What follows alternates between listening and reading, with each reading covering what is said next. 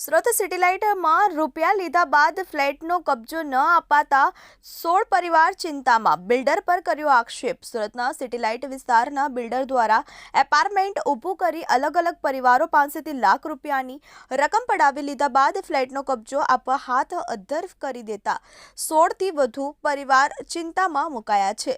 લોકોએ આક્ષેપ કર્યા છે કે વર્ષ 2020માં લાખો રૂપિયાની રકમ આપી ફ્લેટ બુકિંગ કરાવ્યા હતા। ટૂંક સમયમાં ફ્લેટનો કબજો આપવાનો કહી હાથ અદ્ધર કરી દેવાયા હતા।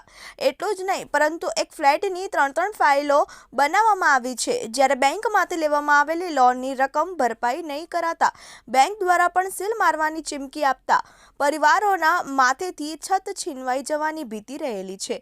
જ્યાં પરિવારોએ બિલ્ડરના સિટી લાઇટ સ્થિત નિવાસ સ્થાને પહોંચી દેખાવ કરતા સમગ્ર મામલો પોલીસ મથકે પહોંચાવ્યો।